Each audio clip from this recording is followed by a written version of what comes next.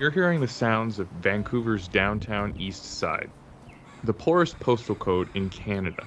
It's a community torn apart by substance use, poverty, homelessness, and violence.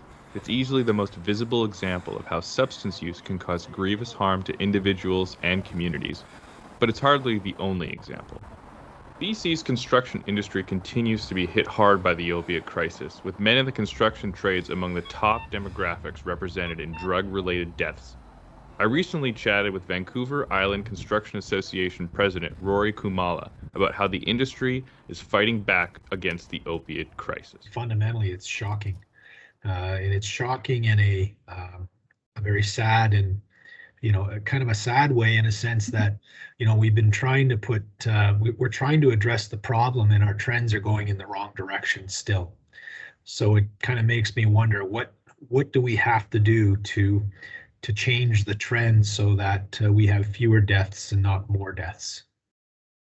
Over the course of the Cracks in the Foundation series, we also spoke to Ironworker and project supervisor Rob Trymbulak and counsellor Julian, along with HeroWork Victoria executive director Trevor Botkin, about their early experiences with substance use and how they got into the construction industry.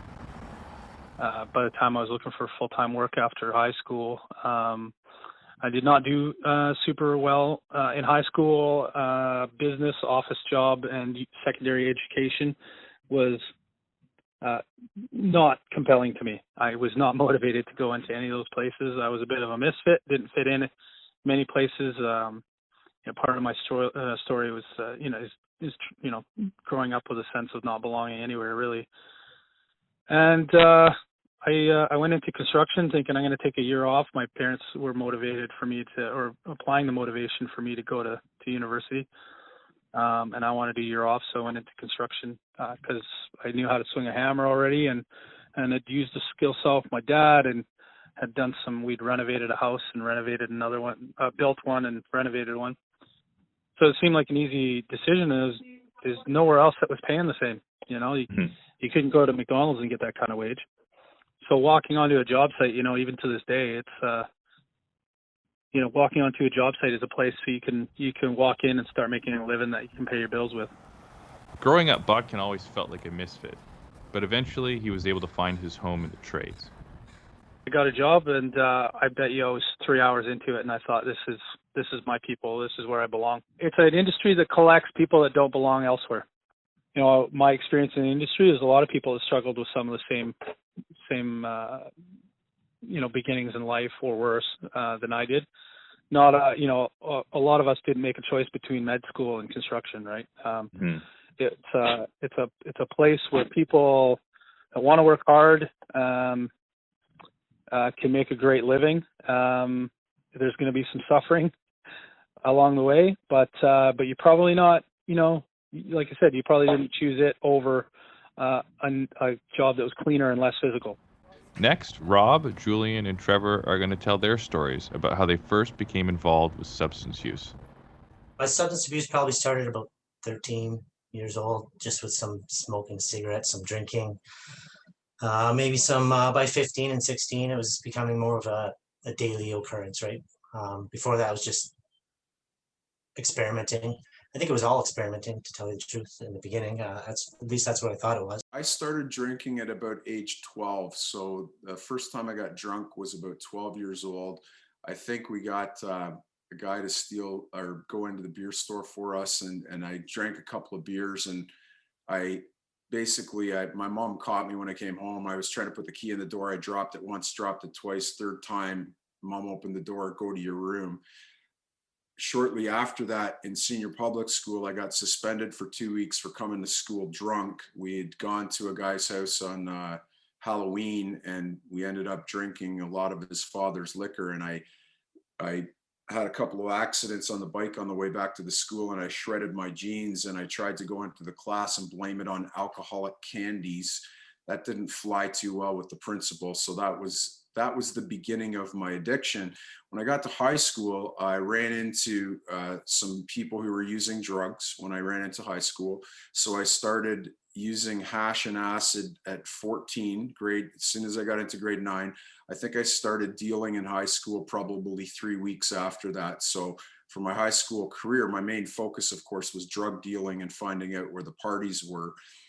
After I was kicked out of school, because I went for 4 years and I only got 8 credits, I ended up working at a lumber yard where I started to switch to prescription narcotics. So I smoked hashish and pot every day, and then I switched to prescription drugs. Here's Trevor talking about growing up and feeling like he never fit in. Mid-teens was the alcohol. I left one high school. Well, I did. I switched high school, but just before I did, I started, experimenting with alcohol and, the outdoor parties out in the Cowichan Valley. It was, that's where it was all. It was all bush parties and stuff like that. So,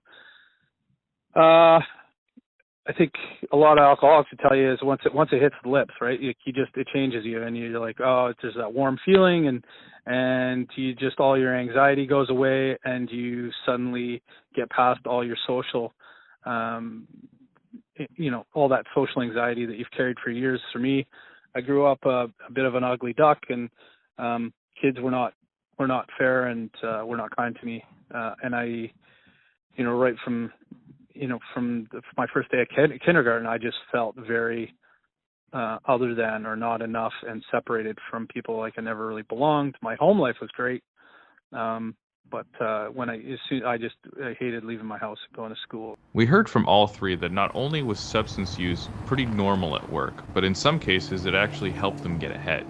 Here's Trevor and Rob with their stories. In construction, I was there, my work ethic was I'm going to be there Monday to Friday. I'm going to be the hardest worker while I'm there, but after work, I was going to be the funnest guy. And so it was like an image I built for myself. So, and I love the attention I got and the validation it gave me, and around some serious people too. Like, there's some tough guys in the business. And when you're a young guy that came up feeling awkward and weird and didn't fit in, and now you're fitting in with these guys, it can be intoxicating itself. And then when you start becoming their leader, like on a site and getting respected as such, again, it's just all this self-perpetuating thing, all fueled by this need to be more than, like, to always be more, bigger, better, faster, stronger, and feel better and keep up with everybody. It's pretty much made it easier for me to make excuses for my addiction. It was easy to find people who had some money, who had, maybe owned homes, cars, had families like me.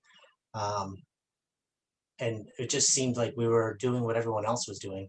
Meanwhile, there were times I lost jobs, but we just call it, you get laid off. Not too often you just get fired. You don't show up for 3 days because you're out acting out on in a party scene or addiction, and they lay you off. And especially in the first 10, 15 years of my career, there was so much work here in Windsor. All you did was go call another contracting company and start a new job. So, it's not like I was homeless on the streets. Like, I didn't even know what addiction was really my entire life up until I ended in an treatment center. In Julian's case, being a drug dealer didn't seem to hold him back. The first job that I got out of high school, I was working for a large lumber yard in the Brampton area. It's still around. And when I went to the interview, I noticed that there was a gentleman working on one of the machines that I used to sell drugs to in the mall. So it was funny because I had a nickname for this particular guy, and I remarked on it after I did my interview. I went to the mill manager, I did my interview, I came back down, and I noticed this guy that was a regular customer. So I found out I was hired for the job, and I started working in an industrial lumber yard, working on resaw, cut to length, stacking lumber, doing lots of work with power equipment. And I found out a week later after I got hired how I got the job. And the reason I got the job is because the guy that was working on the floor, the guy that I used to deal to years ago, he told the mill manager that I was a drug dealer, and the mill manager hired me because of that, because he said that he wanted a new supply of drugs for the mill. So I was actually hired for that first job because I was a drug dealer, as horrific as that sounds. The motto of work hard, play hard, as well as a tough guy culture in construction, meant reaching out about problems wasn't necessarily encouraged. it's that macho sense of like, this is my crew. I got to be able to keep up with them, and I don't want to be the guy that fails. Nobody wants to be the guy that fails. Nobody wants to be the guy that taps out, asks for help, says they're struggling. There's nobody to say that to, because you get called names, you get ostracized because you don't want to. Nobody wants a liability around them. Nobody wants that guy that's going to get them fired and get them in trouble with the boss, let anybody know their secrets, all that stuff, right? Eventually, all three knew that they needed to make a change, and they reached out to ask for help. At the end of the day, I was kicked out of my house, living in hotel rooms, no longer had a job, and it was my wife and a couple good friends and my business agent from my union who got me to go into a detox center where I was only there a few hours, but because I registered there, became a public affirmation that I had a problem, and my BA called me there and told me that I was no longer employable. I would have to go to this treatment center called De Novo if I wanted to go back to work. So I was out of money, had no place to live. I only hung around with people that used the drugs I was using. So it had to get really, really bad for me.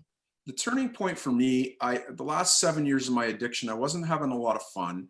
I was taking 100 Tylenol ones a day just to not experience withdrawal, because prescription narcotics was my main drug of choice, like Percocet, Tylenol 3s, Tylenol 4s, Secanols, Tuinols, all that stuff. And I started to feel some chest pain. So I went to the doctor, they did an exam, and they found out that I had a blockage in one of my coronary arteries. They did a stress test and a stress thallium test that showed that one of my arteries had a problem. It was shortly after that my family did the intervention because of that plane ticket to Amsterdam I was looking for. So at that point, because of my heart condition, I realized that if I kept going and I kept rolling like I was, taking drugs and drinking, I was eventually going to die, and it probably wouldn't be too long before I did. People weren't tuned into it. I was able to keep it under wraps, and it looked a lot like everybody around me, right? Like, that's kind of the thing. It was within my financial means.